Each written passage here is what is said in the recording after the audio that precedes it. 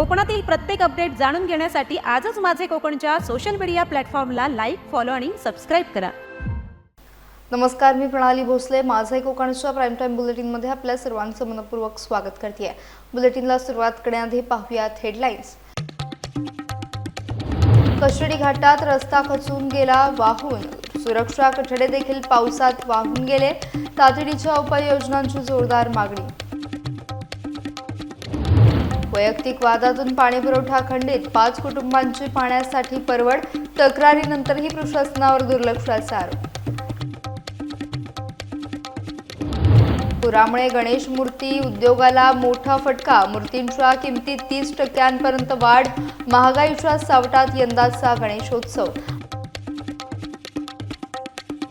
आणि पावसापेक्षा वाऱ्याचा जोर अधिक, किनारपट्टीवर ताशी 50 किलोमीटर वेग, अरबी समुद्रातील प्रणालीचा प्रभाव वाढला। पाहूया सविस्तर वृत्त। मुंबई गोवा राष्ट्रीय महामार्गावरील रायगड आणि रत्नागिरी जिल्ह्यांना जोडणाऱ्या पर्यायी कशेडी घाटात रस्ता खचून वाहून गेल्याची गंभीर घटना समोर आली आहे। या ठिकाणी रस्त्याचा मोठा भाग वाहून गेला असून सुरक्षेसाठी उभारण्यात आलेले सुरक्षा कठडे देखील पावसाच्या पाण्यात वाहून गेल्याचं दिसून आलंय। त्यामुळे या मार्गावरून प्रवास करणाऱ्या वाहन चालकांच्या सुरक्षिततेबाबत गंभीर प्रश्न निर्माण झालाय। पावसाचा जोर आणखी वाढल्यास उर्वरित रस्ता देखील वाहून जाण्याची शक्यता व्यक्त केली जात असून संपूर्ण मार्ग धोक्यात येण्याची भीती व्यक्त होतीये। या गंभीर परिस्थितीतही अद्याप ठोस उपाययोजना झालेल्या नसल्याचे दिसून येत आहे। त्यामुळे प्रशासनाने तातडीने घटनास्थळी पाहणी करून रस्त्याची डागडुजी, सुरक्षा कठड्यांची पुनर्बांधणी आणि आवश्यक प्रतिबंधात्मक उपाययोजना कराव्यात अशी मागणी होती आहे। नमस्कार, आज आपण आहोत राष्ट्रीय महामार्ग 66 वरती मुंबई गोवा या रस्त्यावरती। मुंबई गोवा महामार्ग गेली 17 वर्ष रखडला आहे आणि आता काही प्रमाणात हा महामार्ग सुरू झाला। त्याच्यामध्ये आज आपण या कशेडी घाटामध्ये आहोत, ज्या कशेडी घाटातून अनेक वर्ष ही वाहतूक या राष्ट्रीय महामार्गाची झालेली आहे। परंतु या टनेलला हा पर्यायी मार्ग म्हणून या घाटाकडे पाहिलं गेलं आणि त्याची डागडुजी केली गेली। परंतु आता या पावसाळ्यामध्ये अनेक ठिकाणी जशा खेड तालुक्यामध्ये भूस्खलनाच्या बातम्या आपल्या समोर आल्यात। काही दिवसापूर्वी आपण पाहिला हाच नव्याने झालेला महामार्ग गेली 14 तास बंद होता आणि त्यानंतर देखील अशा पर्यायी मार्गांकडे लक्ष देणं ही आवश्यकता होती। परंतु आजची जी स्थिती आहे ती तुम्ही बघू शकता। या ठिकाणी हे जो साईडचा जो कटाडा आहे, जो संरक्षण कटाडा आहे, तो मात्र या ठिकाणी पूर्ण मातीसह वाहून खाली चाललेला आहे। बऱ्या प्रकारे या ठिकाणी माती वाहत चाललेली आहे। आता पाऊस कमी असल्यामुळे ही स्थिती आता इथे थांबलेली आहे। परंतु यानंतर जर पावसाचं प्रमाण वाढलं तर कुठल्याही क्षणी हा पूर्णच्या पूर्ण घाटातला हा रस्ता वाहून जाण्याची शक्यता नाकारता येत नाही। परंतु अशा स्थितीत देखील या ठिकाणी याचा पर्यायी म्हणून किंवा वाहनधारकांसाठी या ठिकाणी उपाययोजना ज्या केलेल्या आहेत त्या तुम्ही या ठिकाणी बघू शकता कॅमेऱ्याच्या माध्यमातून। त्यामध्ये फक्त आणि फक्त हे दगड, छोटे छोटे गोटे दगड या ठिकाणी ठेवून या ठिकाणी सावधानतेचा इशारा दिला गेला आहे। खरं तर या ठिकाणी या वाहनधारकांची काळजी घेण्याकरता हे संरक्षण भिंत जशी या ठिकाणी ढासून गेले, या ठिकाणी मोठ्या उपाययोजनेची आवश्यकता होती।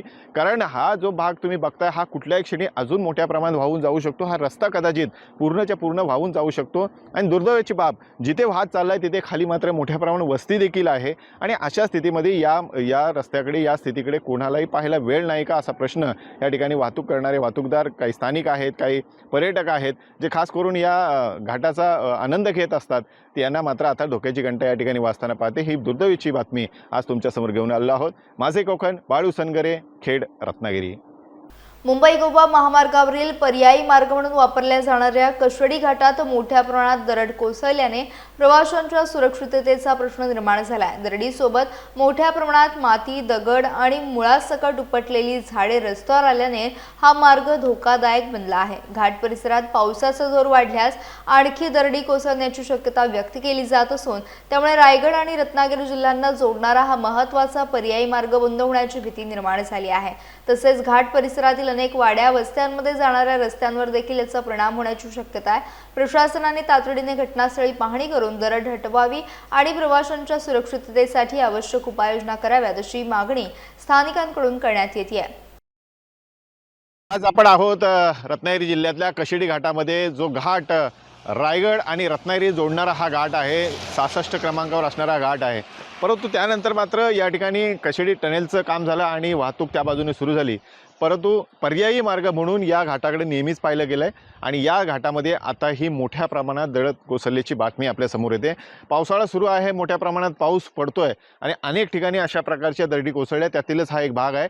या ठिकाणी मोठ्या प्रमाणात डोंगरावरून हा सगळा मातीचा भाग ढिगाऱ्यासह खाली आला आहे, झाडाझुडपं उपटून तो या ठिकाणी रस्त्यावर आला आहे आणि भीती ही व्यक्त केली जाते की अजून मोठ्या प्रमाणात जर अशा प्रकारची दरड या ठिकाणी कोसळली, भूस्खलन झाला तर हाही रस्ता पर्यायी बंद होऊ शकतो। अगदी काही दिवसापूर्वी आपण राष्ट्रीय महामार्ग या टनेलच्या तोंडावरतीच बराच तास, जवळपास 14 तास बंद हायवे झाला होता आणि त्यावेळेस देखील या पर्यायी मार्गाकडे पाहिलं गेलं होतं। आता या पर्यायी मार्गावरती देखील अशा प्रकारच्या दरडी कोसळत आहेत आणि ही दुर्दैवी बाब आता डोळ्यासमोर येते। तर प्रवाशांकडून या ठिकाणी भीती व्यक्त केली जाते। काही गावं या वरच्या भागामध्ये आहेत, त्यांच्याकरता हा रस्ता आहे, पर्यटक ह्या रस्त्याने येत असतात आणि यांच्याकरता ही धोक्याची घंटा आज वाजताना आपल्याला पाहायला मिळते। बाळू सनगरे, माझे कोकण, खेड, रत्नागिरी। महाड नगर परिषद शाळा क्रमांक 5 आणि 6च्या परिसरातील दयनीय अवस्थेमुळे विद्यार्थ्यांच्या सुरक्षेचा प्रश्न गंभीर बनला। महाड नगरपालिकेच्या हद्दीतील या शाळांच्या आवारात मोठमोठे खड्डे पडले असून त्यामुळे पावसाचे पाणी साचल्याने विद्यार्थ्यांना शाळेत ये-जा करताना चिखलातून मार्ग काढावा लागतोय। खराब रस्त्यामुळे विद्यार्थ्यांसह शिक्षकांना मोठ्या अडचणींचा सामना करावा लागत असल्याचं सांगितलं जात आहे। शाळा व्यवस्थापन समितीचे अध्यक्ष फैज हुरजुक यांनी संबंधित यंत्रणेकडे अनेक वेळा तक्रारी केल्याचा दावा केला असून त्याकडे दुर्लक्ष होत असल्याचा आरोप करण्यात आला।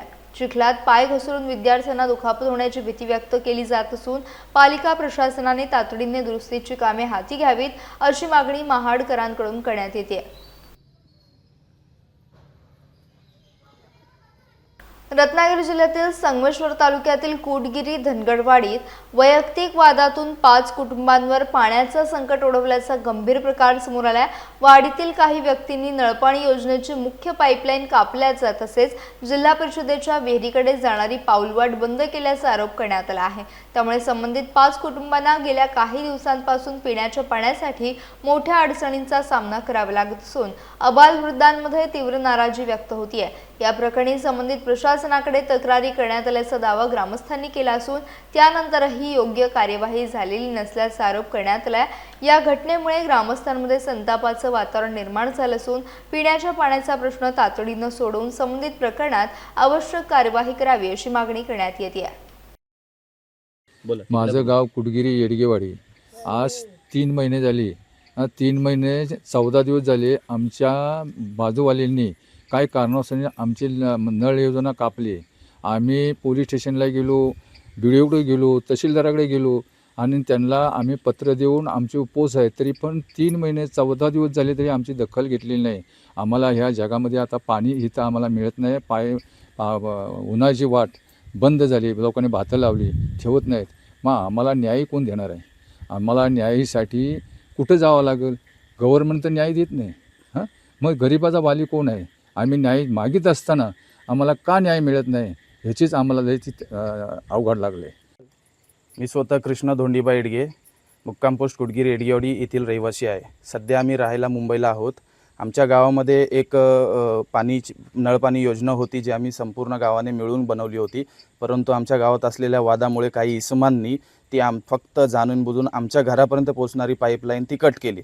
परंतु आम्ही त्याच्यावरती बरेचसे कारवाई केल्या, बरेचशा पोलीस स्टेशनला कारवाई केली, इथे BDOंना पत्र व्यवहार केला, परंतु त्याने आम्हाला काहीही मदत झाली नाही। म्हणजे हवी असलेली पावलं उचलली गेली नाहीत। फक्त आम्हाला आश्वासन दिलीत की तुम्हाला लावून देतो, हे करून देतो, परंतु आज 4 महिने झाले। आज 4 महिन्यानंतरही आमच्या आजी आजोबांना पाणी भेटत नाही आहे। आम्ही रोज मुंबईवरून पैसे पाठवणार, किती पाठवणार? रोज टँकरने पैसे येतात। त्याच्यानंतर आम्ही एक पर्यायी मार्ग म्हणून असा केला की विहिरीतून आम्ही आमचे एक स्वतःचे आम्ही 5 कुटुंबांनी पुन्हा पैसे काढून एक बिन शेतीच्या बाजूने त्यांना त्या इसमांना पुन्हा त्रास होऊ नये म्हणून शेतीच्या बाजूच्या जमिनीने आम्ही पुन्हा ते 200 मीटर लांबीचा पाईप घेऊन जिल्हा परिषदेच्या रोडवर आणला आणि तिथून तो फिरवला। परंतु त्या इसमांनी पुन्हा तिथे आमच्यावर आरेरावी केली, गुंडेवर एक शिवे एवढ्या खालच्या पातळीला जाऊन आमच्या आजी आजोबांना एवढ्या घाणेरड्या शिव्या दिल्यात की आम्हाला ते ऐकून अक्षरशः आमच्या काळजाला हे झालं होतं की आम्ही केलेली मेहनत आज आमच्यावर उलटी फिरली आहे। कारण आधी जी पाईपलाईन केली होती ती पण आम्हीच केली होती, परंतु आता पुन्हा एक पर्यायी मार्ग आमच्या आजी आजोबांना गावी राहणं, त्यांना पाणी मिळावं म्हणून आम्ही एक वेगळा प्रयत्न केला होता। त्यासाठी पण तो प्रयत्न पण आमचा यांनी फालून पडला। तर आता प्रशासनाला आम्ही एवढी दाद मागितली, परंतु प्रशासनाकडून आम्हाला कणभरही आम्हाला एक त्यांच्याकडून मदत झालेली नाही आहे। तर माझा असा प्रश्न आहे की आम्हाला असा आहे की या प्रशासन कशाची वाट बघतंय का आमच्या आजी आजोबांच्या कोणाच्या जीवाचा फटका असं त्यांची इच्छा आहे का? तर जर काही बरं वाईट झालं, आज एवढा पाऊस पडतोय, आज एवढं खतरनाक वातावरण आहे, तुम्ही बघू शकता एवढे मोठे डोंगर बांध आहे, त्या बांधावरून तुम्ही हालत बघाल तर आमच्या आजी आजोबांची ती हालत नाही की एखादा हंडा घेऊन यायची एवढी त्यांची कॅपॅसिटी नाही आहे. जर दगाफटका झाला, जर इजा झाला तर याला जबाबदार कोण? तोडलेले इसम की प्रशासन?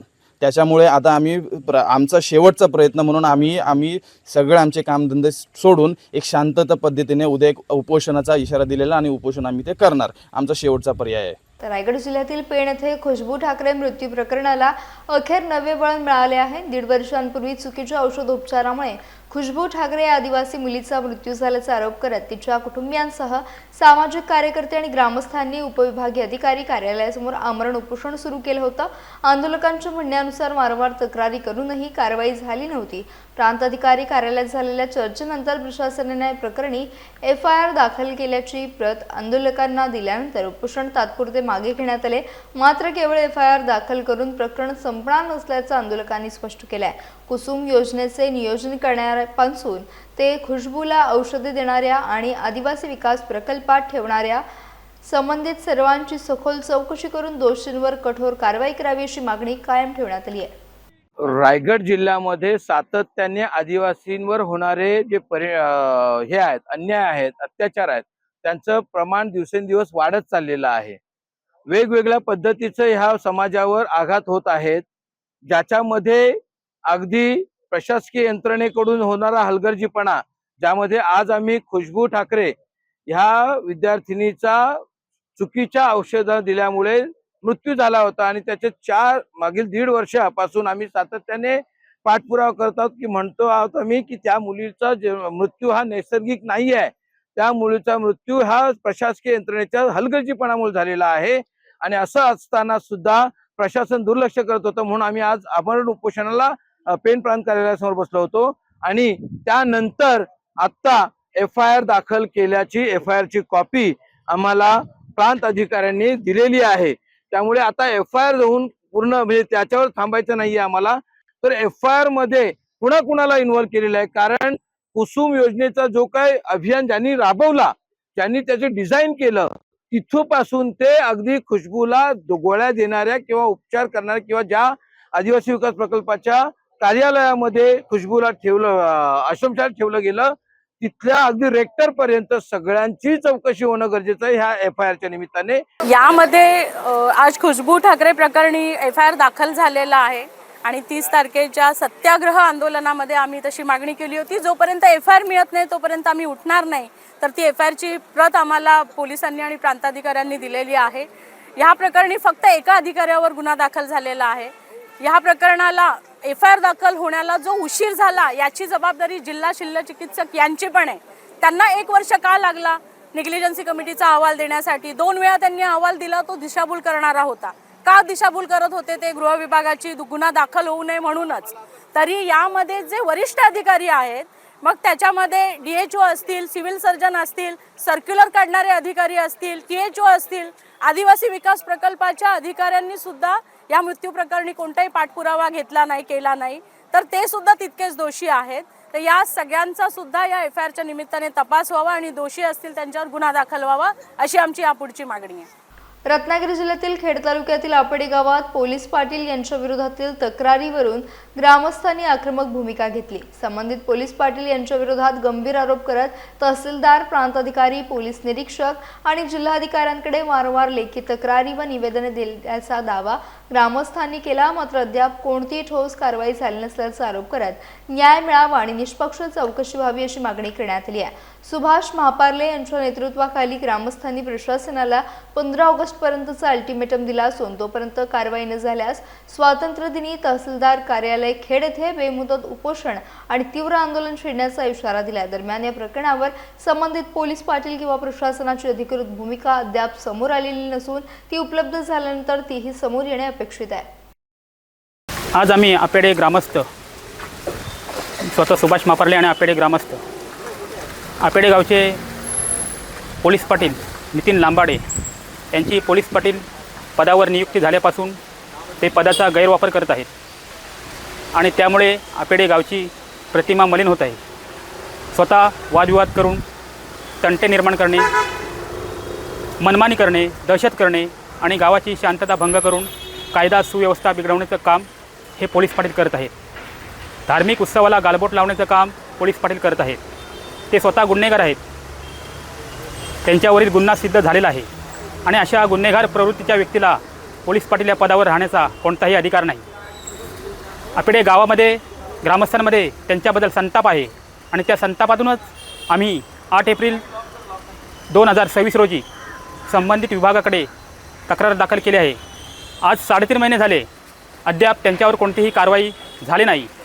त्यांना संबंधित विभागाकडून अभय देण्यात आलं आणि त्या अनुषंगाने आम्ही येत्या 15 ऑगस्टला स्वातंत्र्यदिनी आपेडे ग्रामस्थ तहसीलदार कार्यालय येथे उपोषण करणार आहोत.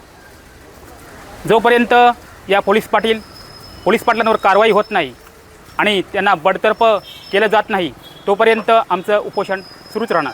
जय महाराष्ट्र.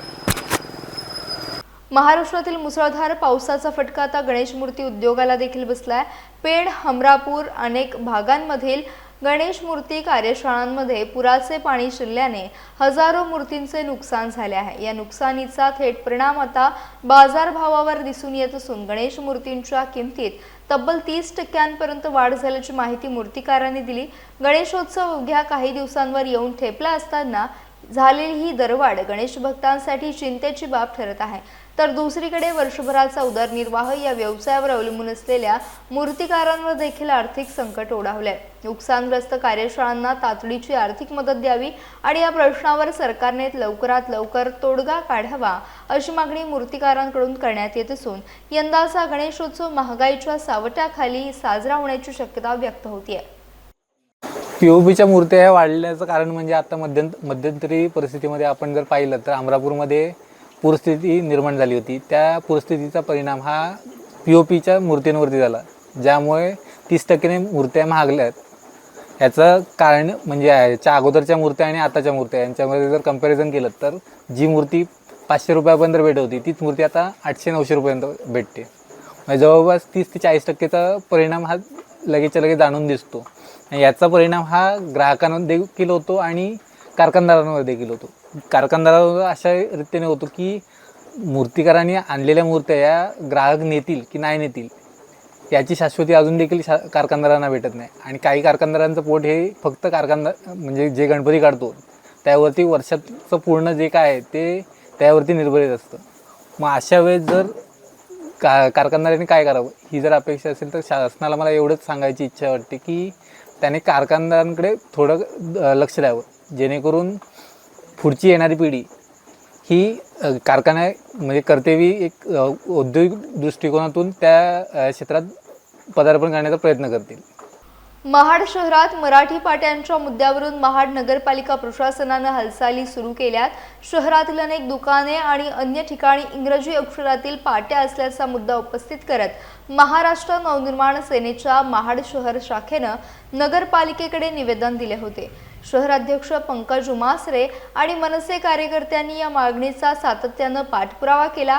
त्यानंतर सरकारी नियमानुसार संपूर्ण शहरात मराठी भाषेतील पाट्या लावण्यात याव्यात यासाठी महाड नगरपालिकेने दवंडी पिटवून जनजागृती सुरू केली आहे. तसेच शहरातील काही इंग्रजी आणि इतर भाषांतील पाट्या बदलण्याची प्रक्रिया सुरू झाल्याचे प्रशासनाकडून सांगण्यात आले. यानंतर मनसेने महाड नगरपालिका प्रशासनाचे आभार मानले असून मराठी पाट्यांच्या अंमलबजावणीबाबत पुढील कारवाईकडे आता सर्वांचं लक्ष लागलंय.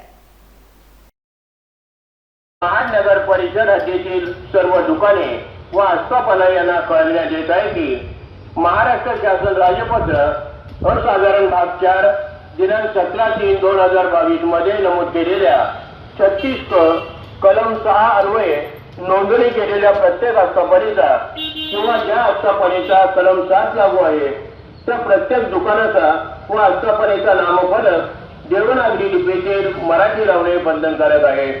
देवनागरी लिपीतील मराठी भाषेव्यतिरिक्त इतर कोणत्याही भाषेतील व लिपीतील नामफलक असू शकतील, परंतु मराठी भाषेतील अक्षरलेखन नामफलकावर सुरुवातीलाच लिहिणे आवश्यक असेल आणि मराठी भाषेतील अक्षरांचा टंक आकार इतर कोणत्याही भाषेतील अक्षरांचा टंक आकारापेक्षा लहान असणार नाही याची सर्व संबंधितांनी नोंद घ्यावी. रत्नागिरी जिल्ह्यात सध्या मुसळधार पावसापेक्षा वेगवान वाऱ्यांचा प्रभाव अधिक जाणवतोय. अरबी समुद्र किनारपट्टीवर ताशी 40 ते 50 किलोमीटर वेगानं वारे वाहत असून त्यामुळे जोरदार पावसाला अडथळा निर्माण होत असल्याचं चित्र आहे. अरबी समुद्रात चक्राकार आणि बाष्पयुक्त वाऱ्यांचा प्रभाव वाढल्यानं हवामानात बदल दिसून येत आहेत. दरम्यान पुढील 3 दिवसांसाठी जिल्ह्याला येलो अलर्ट जारी करण्यात आला असून या काळात तुरळक ते मध्यम स्वरूपाच्या पावसाच्या सरींचा अंदाज व्यक्त करण्यात आला आहे. गेल्या 24 तासात रत्नागिरी जिल्ह्यात सरासरी केवळ 19 मिलीमीटर पावसाची नोंद झाली आहे. विशेष म्हणजे जिल्ह्यातील धरण क्षेत्रात देखील पावसाचा जोर कमी झाल्याचं दिसून येत असून नागरिकांनी हवामानातील बदल लक्षात घेऊन आवश्यक खबरदारी घेण्याचे आवाहन करण्यात येत आहे.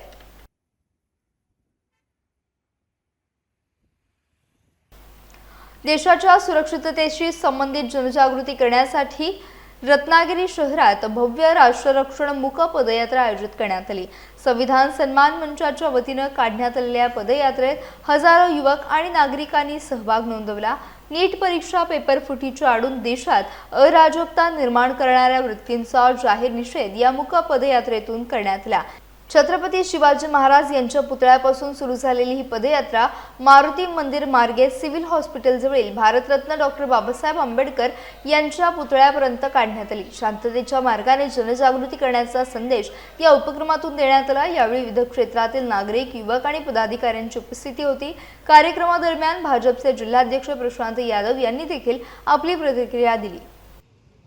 नीट परीक्षेच्या पेपर फुटीमुळे देशामधलं जे वातावरण अस्थिर झालं होतं, लोकांमध्ये जे संभ्रम अनेक होते, अनेक गोष्टी चर्चा येत होत्या, सोशल मीडियातून अनेक गोष्टी लोकांसमोर येत होत्या. त्यासाठी आज रत्नागिरीतील युवकांनी संविधान सन्मान मंचाच्या वतीनं आज एक मोठी रॅली काढली. त्या रॅलीला आम्ही सगळ्यांनी, सर्व थरातल्या लोकांनी त्याला पाठिंबा दिला आणि एक प्रकारे आजच्या रॅलीने या संविधानाबद्दल असलेली निष्ठा, या संविधानाप्रती असलेली देशभक्ती ही आज या रॅलीमध्ये पाहायला आपल्या सर्वांना मिळाली. भारत हा संस्कृतीचा देश म्हणून ओळखला जातो, परंतु जंतर मंतर येथे झालेल्या आंदोलनात भारताची संस्कृती कशा पद्धतीने रस्त्यावर आणली आणि जे काही आरोप, जे काही तिथे घोषणाबाजी झाली ते खालच्या पातळीला जाऊन ती टीका टिप्पणी केली होती, काय सांगा?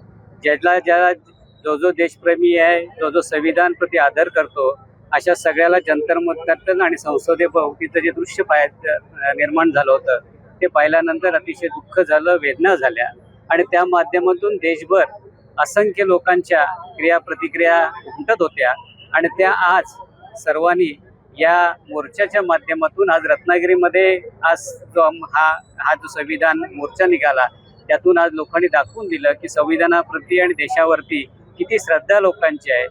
वाढदिवस म्हणजे केवळ उत्सव नव्हे तर समाजाप्रती कर्तव्याची जाणीव असू शकते याचं प्रेरणादायी उदाहरण पोलादपूरमध्ये पाहायला मिळालं. माजी नगराध्यक्षा तथा महिला व बालकल्याण सभापती आणि भौतिक शाळा सुरक्षा समितीच्या अध्यक्षा शिल्पा दरेकर यांनी मुलगा दर्श दरेकर याचा वाढदिवस आणि गुरुपौर्णिमेचं औचित्य साधत समाजाभिमुख उपक्रम राबवला.